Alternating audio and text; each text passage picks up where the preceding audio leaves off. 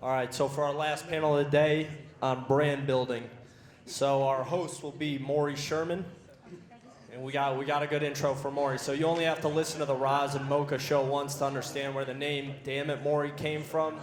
Maurie is known for his totally cool head cam, which he wears as he graces the red carpet of events like the Toronto International Film Festival, the MMVAs, the Juno Awards, and more. Maurie is a bit of a celebrity stalker. Okay. And, or Magnet, and has interviewed the likes of Charlie Sheen, Madonna, Hugh Jackman, Zac Efron, Matt Damon, Channing Tatum, Jake Gyllenhaal, Justin Bieber, Gaga, and Jim Carrey. Don't test his math skills, though. So without further ado, here's Maurie and the rest of the panel. Thanks. How you all doing? What's going on? Do we have any Roz and Mocha fans here today? That is awesome. That's pretty cool. Let's have some fun.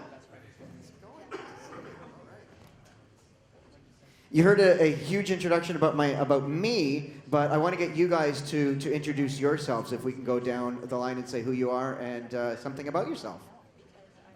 I am Director X. I am a director of music videos, commercials, film, and television, sometimes installation art, and founder of Operation Prefrontal Cortex.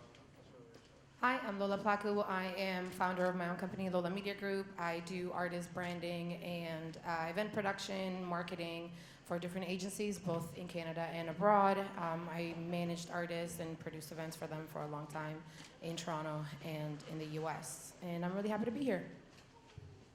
Hi everyone, my name is Ashkan Rahimi. I'm marketing manager at The Score, and I focus on original content, brand awareness, Instagram, and acquisition. Hi, I'm Anthony Reyes from Warner Music Canada. I'm Director of Artist Services, which really means it's the taking care of the revenue streams on the music side that's not included in the recording business. With that aside, also brand partnerships and partnerships in general. Can we get a round of applause for our panel today? Excited to hear what they have to say. Now, it's fair to say that we're living in an age of social and entertainment overload. Would you not agree? Who has posted something on social in the last 5 minutes? 5 seconds, right? So I think you can agree with that statement there. This is creating an unparalleled challenge for new and established brands to break through the social media noise to engage their audiences. It could feel like the digital world is a bit of a fractured ecosystem that is hard to weave through, and brand survival often depends on how well you can navigate what seems like a complex landscape. Many social media pros and agencies continue to say, create a brand personality, and it's something we've all heard over and over. But can each of you provide us with an example of a brand, preferably a company that maybe you're not tied to, that is winning, and when it comes to brand, I guess, creation, something that they're doing well? Jump in, anybody. You're all going to have to answer. I'll start with this. I think Fenty, what Rihanna's doing with Fenty is amazing, both Fenty Beauty and Fenty as a brand. I think she speaks to her consumer. I think she understands her consumer really well. Her lingerie, her Savage Fenty lingerie line, the fashion show was amazing, and it connected really well with people. So I think that would be, for me, something that I'm not related to, a brand that I'm not working with, but I think it aspires people who work in marketing to want to achieve that type of success. What are some, I guess, other things that, and I completely agree, some of the things that they're doing well, some of what they're doing and what they're doing well?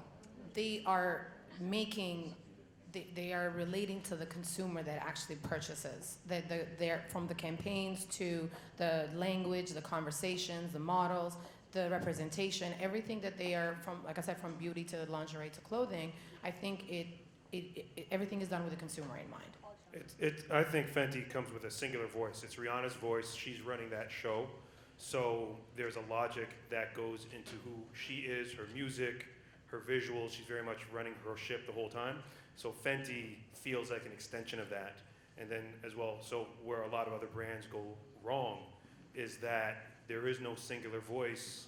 Even if it's regional, it's people in a room, and then you get into advertising agency politics and corporate politics, and no one wants to hold the bag, and then you end up getting into situations like Pepsi got into with Kendall Jenner, or is it 23andMe, or who's the people people that did like the slave and the slave master runaway.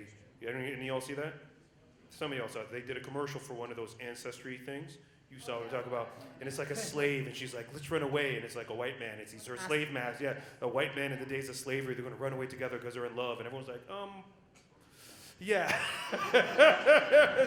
So it could be well-intentioned, but without a guiding voice, I think things can go left. I think I'm going to go bigger company in terms of like corporation. Two brands that stick to my mind, which I think has consistency with them, is Shopify and Four Seasons Hotel. And I think for them, both of them, the focus is on the culture of the people and the way they work. And I think the challenge is when you start, like this is being a DMZ startup, sort of a sandbox, when you're a smaller company, it's easier to do all the work. And then the difficulty is, delegating and making sure that the people that you hired are doing your vision. Because that's the difficulty, is that their vision might not be the same as yours. And so I think for both, specifically with Four Seasons, it's a service-driven industry. It's a luxury brand where the service is what's going to put them ahead of all the other competition. And Four Seasons being a Canadian company, Toronto-based but global company, it's been around for 65 years. And for them to be able to keep up their quality of service from the top down, I think speaks volumes in terms of creating the culture and the employees within the company. So, Go ahead. There's a couple that I have in mind. One being Jordan Brand. One, the thing about them specifically is that they have collaborations and partnerships in place where they actually get to reach an audience through those partnerships. So if you think about like Nigel Sylvester, for example, or Virgil, or Drake, or Travis Scott, those collaborations mean a lot because they're extending their reach to an audience through those collaborations. Another one that sticks out to me that's actually kind of a competitor in the space of the world of sports is a company called Overtime, because they focus on youth and the talent that they have by giving them a platform to showcase their skills and what they're doing. And by doing that, it easily enables them to like showcase, like, look, I made it on Overtime, I made it on this channel. And it's become a lifestyle thing where now kids are saying to themselves, like, I want to end up on Overtime, and they're extending their reach that way because kids are excited about getting on that platform. Now, many of the brands that you've mentioned have influencers or even spokespeople, which is another way to engage audiences. However, tying your company to an influencer or spokesperson that may do or say the wrong thing, especially in the cancel culture day and age, can you have the opposite effect on your brand? I don't know. It's a little like we all still go to Subway even after they tied. What was Jared? And Jared got ugly for Jared, right? And I mean, it's not like people said I'm not going to Subway, but then as the brand, the responsibility is definitely you got to make a stand. You can't say we're sticking by him, or did they stick by him for a minute? I can't remember how that one all unfolded. They did not. They did not. Definitely at the end of the day, they did not. You just can't deny this is how human nature works, right? If I introduce you to somebody, you're going to feel a little more like, oh, I met that person through somebody. You're just a little more accepting, you're a little more open, and that works on a larger scale. But you really got to do your homework before you really tie it all together. I think the homework is the key thing, because what you want to do is partner up with authentic partnerships with people who are going to represent your brand. And as much as you have that feel that this is the right person or influencer, things can still go wrong, right? So I think it boils down to the relationship that you've built. So what is, I guess, your thoughts on using influencers in social media campaigns? For the love of God, say great. I think influencers are really helpful. I think you definitely need to do your homework. I think the extent of the relationship is really important as well. And it's one thing to work with an influencer, but you can't go into it without having like a solid strategy, because ultimately you'll be spending money and not getting anything in return. And that's the number one thing. I think brands think it's important to just work with influencers and try to extend your reach, but if you don't have a strategy in place, then your money won't go a long way, and what could have potentially been something big might fall flat on its face, and you'll be upset with that. So, I mean, I've been in situations where there was a release that was going on, and it was here in Toronto where they did it. They invited a bunch of influencers to the party, and the whole thing is okay, you had to go, and you have to take a picture, and then you have to post a picture, and you have to put hashtag this and hashtag that and hashtag. So not only is it bad for the company, because that wasn't gonna, I knew when I was standing there, like, this is crazy. This isn't gonna get them any movement on the thing they're trying to do. For the actual influencer, the first time I ever noticed I lost followers was when I posted that picture, and I still tried to make it like a cool thing and I didn't put the hashtags, but people can feel when it's not authentic, and it would have done them a whole lot better just to have a party and invite a bunch of kids for free, just say we're having a free party, come out and see this celebrity. They would have got way more social media buzz off of that than paying people a couple grand to come to a party in a hotel and post pictures. And I think what I find is sometimes as marketers, the numbers are so available now that it becomes more about the optics, less about the authenticity, right? So it's like, hey, I'm gonna grab a bunch of influencers, and on paper, my marketing plan shows that I'm gonna reach X million impressions, and I think it needs to be a perfect balance between art and science, and that's how you succeed, I think. and I think a part of that science is also less about how many followers that person has and more about the engagement that they can potentially get for you. I think it's beyond that. First of all, I think that when you're engaging in an influencer, I work with influencers a lot. So I think that when you're engaging in influencers, I think that's a part of your marketing plan, period, to your point. And so I think that you should automatically have a goal for the reason why you're engaging with these influencers or an influencer agency or whatever the case is. And if you reach that goal, then that's great. And that goal should be that these influencers are going to talk about your brand, wear your brand, represent your brand, and can I swear? Is there swearing allowed? Hey, go for it. Yeah. Go for it. They fuck with it at the end of the day. So if I'm sending you these shoes and I know that you're not going to wear them because that is your style, then I'm wasting not only your product, but I'm wasting my company's time, my staff's time, your brand's time.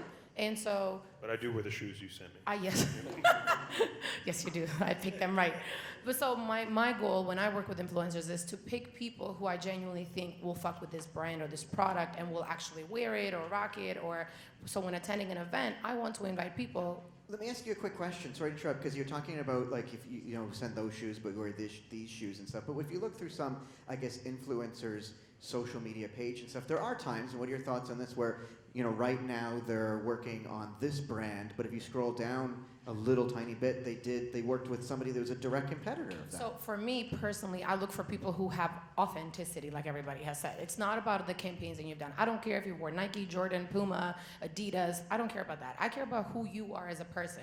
If I don't see any individuality, any authenticity, if I don't know who you are, and what do you wear on your time with your friends when you hang out, if I can't see that in your social media, you are automatically off my list. But do you look through somebody's social media and say, I'm not going to send you these shoes right now because you just worked with a shoe company? It depends. And that might look like a bit of a con. I mean, yeah, but then we're getting into a completely different conversation. Then we're looking at how we select our influencers, right? But if we're talking about whether the influencer is right for the campaign or not, is really just about how they speak to the brand specifically. So that's how I pick the influencers. And then, again, going back to everybody else's point, it's not about how many followers you have. Yes, on paper, it needs to look right, but I think that we can all be very selective when we pick people that genuinely will engage with the product, not even just engagement in terms of Instagram comments or likes or whatever, but genuinely engage with the product. So I've sent shoes out to people or other products to people who they've never worn it. They've said thank you, appreciate it, they've never worn it. But you know what?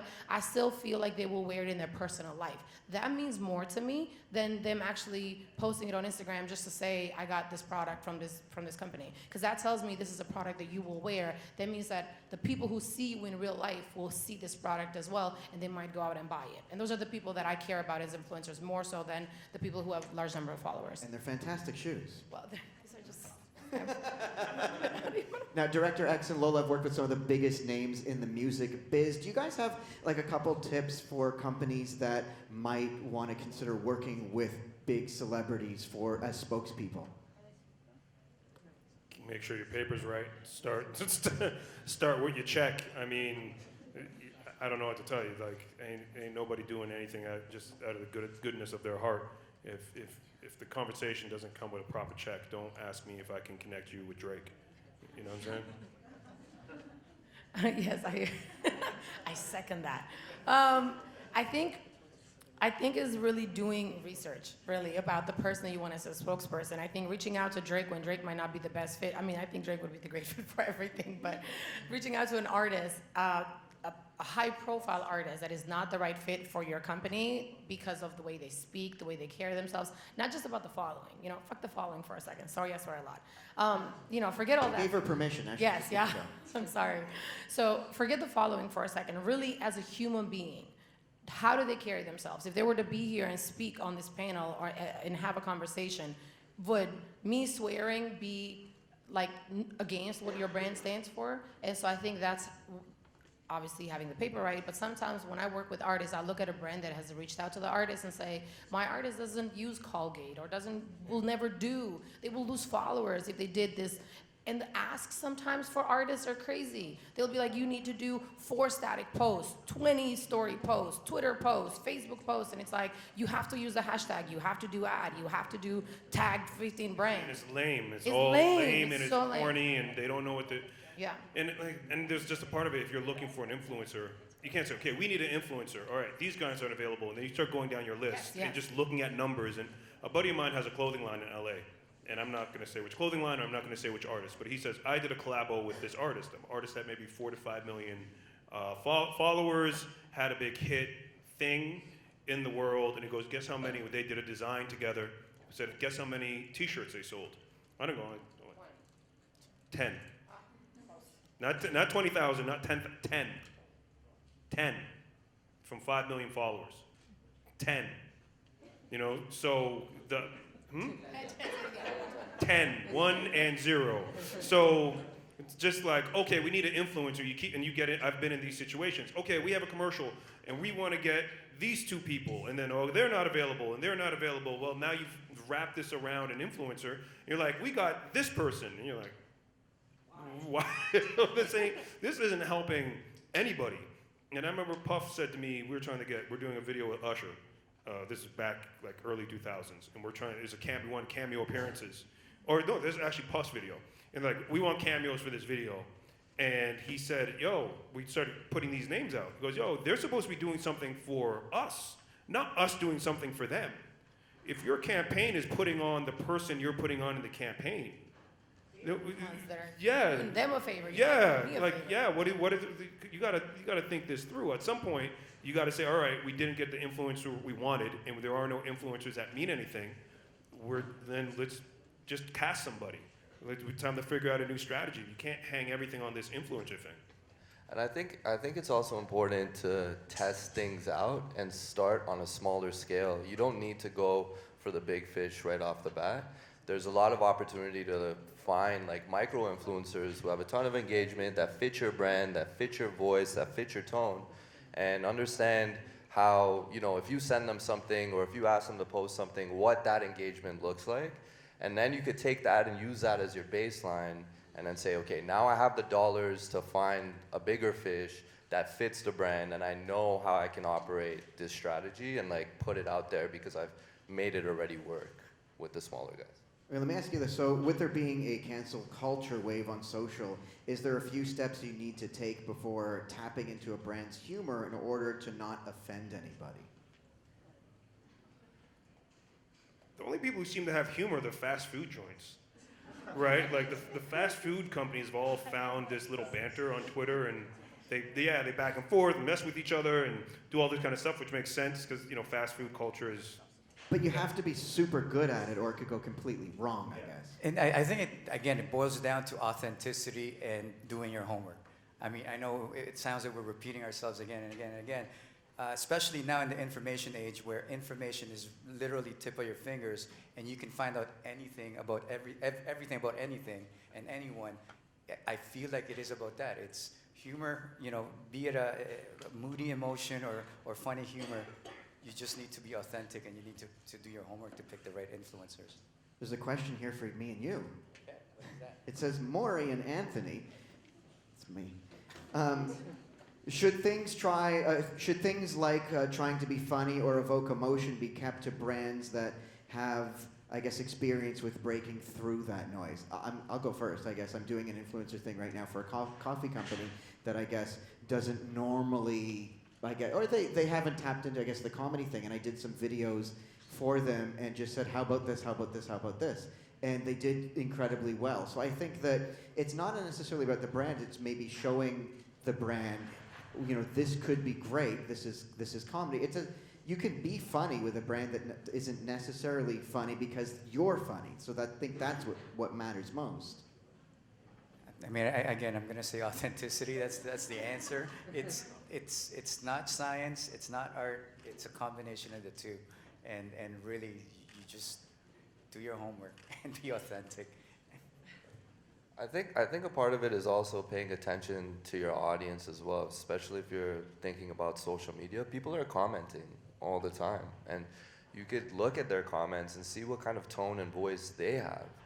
And as they comment, just play into it. Like, give the people what they want, and you'll get that feedback right back from them. And if they don't like it, they're gonna let you know. We get roasted all the time, and we know how to adjust like our voice and our tone based on how things pan out. Let me ask you a question.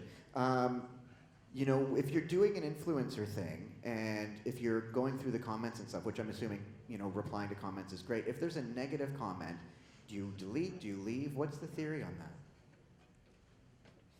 I don't really care. So, personally, okay, in my personal, because I have been an influencer for stuff too, right? And personally, there is who I am as a human being, and there's what I choose to portray on social media. So what you're commenting on is your perspective on what I posted and your point of view, and I'm happy that you have that, and I'm happy for you, and that's it.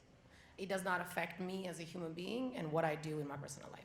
I leave it. I don't care. And you're not worried that, I guess, the company that you're representing is going to see that negative comment and be like, oh, this is not good? It's fine. I mean, it comes with the territory. Not everybody's perfect. So if they're going to cancel me because somebody said some, you know, negative stuff, then that's fine. It's a communication thing. There's a line of communication. Obviously, there's something that I did, something that I said, something that I was told to say, a hashtag, or somebody said this is lame, this is corny. I'd love for the company to see that, because I'd like for them to understand, hey, what you told me to post was corny. So sure, leave the comment. And accept it. Like I've been watching what's happening with Star Wars, Disney Star Wars, and the fans backlash, and they're like, oh, these are all sexist, racist people, and our movies are great, and if you don't like it, well, you're sexist and racist, period. And then The Mandalorian comes out, and everyone loves it, and now you can tell what an actual hit is. And of course, you can't just be like, it's a hit, look at all the people love it. And then when the people don't love it, say, well, they're the problem, and it's still a hit, and it's still great. Like, you gotta take, if you're getting feedback, you have to acknowledge the feedback. Yeah, it might be a little spicier, but people don't, if they like it, they're gonna say it. And also, what are you? I founded an organization, like it's a charity, Operation Prefrontal Cortex. We're here to reduce violence through meditation, and it's a whole thing. And sometimes we get people that come at us, right? And we respond to all of them. You know, if you comment on one of our things, one guy was like, these guys want to lessen violence through meditation, losers. And we send them, perhaps you should look at this. And we send them, it's me at the Board of Health meeting explaining the science, and the guy deleted the tweet. Right? You see what I'm saying? So how do you, that's the bigger one. Not only, one is, are you taking the feedback and really taking a look at it, and not just taking feedback when it says you're dope and ignoring feedback when it says you're whack. And then how do you respond to it? And, you know what I mean? Can you turn, it's an opportunity, maybe you can actually turn that person around and show them, you know, something different. All right, we have like 5 minutes left, so let's take some questions. Anybody have some questions right here? Go ahead.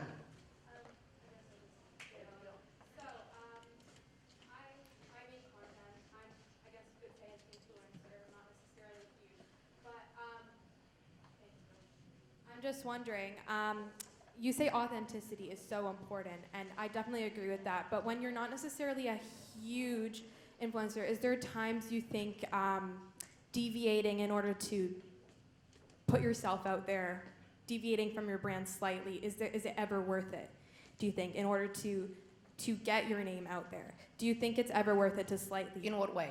How? So like, for me personally, an example would be if I got an offer to work on something, and I don't necessarily 100% align with it, but it will get my name out there and it will generate publicity for me, and then in the future I can, it's just getting like my name out there essentially. Do you think it's ever worth it to deviate slightly from your brand and what you exactly align with in order to get your name out there? I mean, I think a big part of it is asking yourself, like, how much are you deviating? How do you feel about it personally? And if it might change the perspective that you're trying to build, like the voice that you're trying to make for yourself. And there's always opportunities to pivot, whether you're trying to become your own brand or starting a brand. You have to be aware of the feedback and everything that's going on around you and seeing the opportunities to like make changes, but you have to be true to yourself, and that goes back to authenticity. I mean, sometimes you need to check. You know, you got bills you got to pay, and you're in the business of providing a service. But at the same time, if they're coming to you to be like, all right, you're also the person who's bringing that message, well, then you find yourself in a position that if it's a product you don't use, and if I'm ever in a situation like that, then sometimes I find the philosophy. It might not be, hey, I love this product, and this product is the thing. Then well, maybe it was the philosophy around the product. Does this take you into a new era of filmmaking, or is this a new conversation around whatever the thing is? Can I have the bigger conversation about it? So at the same time, like you're saying, I'm being authentic, and when they interview me, I'm having this very passionate conversation about the bigger picture, right? That applies to their product, and the unspoken thing is this product is connected to that bigger picture, as opposed to, hey, use this thing, and suddenly you're saying stuff you don't really believe. You know what I mean? That's when, like I said before, that's when you get into a funny spot. I think you have to think of the long game. So what are you trying to achieve? And maybe in the beginning you're veering off in different directions because you don't know who you are yet, which is totally fine. And you know, to me, the example I can give is, you know, we get hit up by brands for, you know, new developing artists that we've signed, and sometimes we think, okay, there's this money, but is this image associated with this artist at this stage of their career going to affect them long term, yay or nay? And then it becomes more that sort of, I guess, more strategic conversation rather than just saying, okay, it's a one-off transaction. I just have one tiny little comment. I think if you're not entirely opposed to it, then it's worth considering. I had an offer where I was asked to promote flat tummy tea on my Instagram, and I just was like, nope, I will not consider it. There's no way. I don't use it. If it's a product that you're completely against or you don't use in your life in any capacity, then I would pass. But if it's something that you're willing to consider, then you should take a second look and just figure out if it makes sense financially for you or not. Is that okay? You missed out on some great tea puns you could have done if you did that one. Party. We have another question right over there. Go ahead. Yes, so this is kind of like a predictions for the future question. So when we're talking about multi-platform identity, what do you think that's going to look like in the future, in the next 5 years? You know, augmented reality, you know, microchips in your brain. I mean, it's the future's flying at us real quick.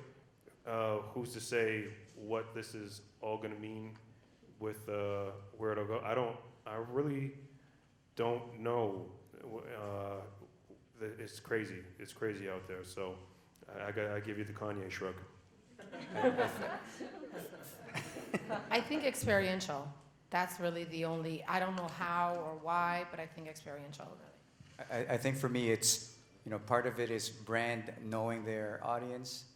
I think information age is just going to elevate, and brands are going to know their audience a lot more. You know, a lot of the resources that we do now is on direct-to-fan or direct-to-consumer engagement of artists and fans, and I think right now we're just sort of hitting that point, but I think in the future we're going to, like, you know, chips in your brains and things like that, which is scary, but I don't know. Maybe it's another topic of conversation. I mean, if I had to say anything, I would say faster. If I could give any advice to brands right now, that I'm annoyed at the 15-second. I used to be annoyed at the 30-second unskippable YouTube ad, but you make me watch a 15-second one, I won't hold it against you. If you make me watch a 30-second, I'm gonna remember you. You know what I'm saying? Like you made an enemy. You may give me a 15-second one, I'm a little annoyed, but not so. But really, the lesson that I feel no one really took from Vine is how much you can get done in 7 seconds. or how much you could get done in 5 seconds. And if a brand was smart enough to say, I'm gonna give you a 5-second, you know, we all know someone has to pay for YouTube, it's for free, but I know they gotta pay bills somehow. If you just gave me a little 5-second smash, and you can tell a joke in those 5 seconds. Again, Vine proved it. King Batch launched his whole career off 7-second jokes. You could give me something in that little time frame, and I'd say, oh, I appreciate you. I actually, so right now they're in the middle, you actually might get a fan if you're like, oh, you're a cool brand. You're cool enough to know what's up when I sit down to watch mine. And know how to hit your point in 7 seconds. Because sometimes you can do a 30-second commercial and I still don't get it. Right. I mean, and TikTok now doing the same thing. TikTok is a great example of that. Just like quick, easy, dirty, and also like creativity. You could do so much in those 15 seconds. I know you could post something up to a minute, but still people are taking advantage of like 7 to 15 seconds, creative, and it's done. Let's do, if there's one more question, we'll do one more. Go ahead. Hey, I understand that a lot of brands reach out to influencers. Crafting deals is the second step, but first step, how do we get to the influencer? What is the most effective way to actually, I'm sure reaching out on Instagram is not a viable way. There's so many times you reach out and nobody comes goes back. down in the DM, baby. It ain't hard. It ain't that hard. This is my brand. Just want to do a quick introduction to my brand. I have a fiber optic light up clothing company, and it changed to the beats of music, the colors, and it looks way better at night. Am I doing it right? Look, you gotta find your hustle and find your niche. Where is that gonna work? Who's hitting up? You never know. You gotta do your research. Is there a culture that works in? Is there an artist who might want to do that cool kind of thing? If it's fashion, influencers is cool, but really you need to be hitting up stylists and photographers, especially since that's a cool thing that would be cool in a photo, and you could do all kinds of things. There's another side of it. People hit me up as a director because they want to get into all parts of the business. Tell me you should be hitting up producers. I'm an actor. I want to be. You need to hit casting directors up. There's other parts of the game where you can still find your way in without, being another person in someone's DM that. It's not the right person. Right. Yeah, it sounds basic, but it's, marketing 101. Understand who your audience is, your target audience, and then Yes. there. Yeah, every brand has a consumer base, and if you don't know who your consumer base is, forget the influencers. You're in trouble. So the first thing you have to do is figure out who's your consumer, how old are they, where do they shop, why would they wear your jacket, where would they buy it, what stores would they hang out at. Then you pick your influencers accordingly. You can't just go out and pick people who have a lot of following or try to get a hold of somebody just because they're a big name in the business, whether it's music or fashion. It's really just figuring out who can speak to my consumer accordingly, because I know who my consumer is. The analogy I have is, in online dating, there's boxes that you check off, and then basically algorithmically it matches. So in a way, if you think about it, if you know who your target audience is, when you hit them up, there's a higher chance that they're going to get back to you if you have the right boxes. Online dating works better than actually working in a bar, talk with girls, face-to-face. Do both. Let's do, well, I think we can squeeze in one more question. By the way, I think the I want to be an actor DM, that was from me. Just saying. Go ahead. Hi, so you guys talked a lot about building multi-platform brands online. Do you have any tips on how you can build your brand offline, or build a brand that's not tied to the confines of a platform and the platform's rules and algorithms? I personally love that, and I think is, again, knowing your consumer and figuring out how you can reach out to them in person versus through online. So it's just more of a word-of-mouth conversation and just figuring out where exactly these consumers hang. So when I did this is years ago, obviously now everybody depends on social media platforms, but years ago when I did my first Big Sean concert here in Toronto, I think I promoted it on Twitter, but I had people who went out and spoke for me. So my first show was social media. It was a 500 capacity venue. And then my second show was at Cool House at the time, 2,500 people. And the way I reached out to my ticket sales, I had 15 kids or 20 kids from my, that attended the first concert, who came to the meet and greet. I made them part of my street team. They were responsible for selling 20 tickets a person, in person, not social media. So each kid of the 20 sold me 20 tickets. That's 400 tickets. In exchange for that, they got 2 free tickets for them and a friend, plus they got backstage access or something to meet Big Sean. And then some kids went above and beyond and sold me more than 20 tickets. They sold me 100 tickets. At that point, they kept a $5 commission on top. So there were kids that were making money off of selling tickets from me. So I sold hard physical tickets, which I don't know if you guys go to concerts. I don't know if you have any idea on event production, but if you sell hard physical tickets, is an amazing thing because it's a sold out show basically, right? You don't depend on online sales. So that was for me how I accessed a consumer physically without doing social media. So it's just understanding. I had kids that went to Ryerson, I had kids that went to York, they went to Sheridan College, all the University of Toronto, all these different schools, and they went to their immediate audiences, to their dorms, to the people they hang out with, and they said, hey, do you want to buy tickets? And so, and some of those kids I still keep in touch with. And for me, that was how I reached out to my audience. So let's, we'll end with this. If we can go down the panel, and I guess one final piece of advice that you want to give to everybody before we go today. I mean, I'm going to answer your question for the last bit. Take a page out of hip hop. You know, you're a hip hop artist. You can't imagine a hip hop artist that doesn't really own their city. And at least the ones that really mean something in the game, own your cities. So like you're saying, there's outside of social media where you're trying to reach the world, there's something very strong about saying, yeah, this is my city, and people come to your city, or just being able to say to the world, I run this city, right? I'm firmly rooted here. It gives you a story, gives you a foundation, gives you something to grow from. And since we're keeping hip hop, yeah, think about the ways that hip hop, especially back in the day, used to promote itself. Street teams, flyers. Teams are key. They're amazing. Getting down and dirty in a different kind of way as opposed to just a product in a store and hope that it happens. Hip hop is a great example. I mean, a lot of these Wall Street guys, a lot of these Bay Street guys listen to hip hop not just to get motivated, but for advice. They listen to drug dealer raps as advice for their crazy, unethical financial life. So, you know what I'm saying? So, I mean, yeah, that would be my advice. I really don't know. I would just say, you know, oh my God, figure out your goals. I mean, I'd like to answer questions personally more so than just kind of making statements. But I feel like just figure out who you are and who you want to be. If you are a brand or an influencer, either or. I mean, influencers are brands in themselves as well. So figure out your goal, your mission statement, who you are as that brand, and ways to get there.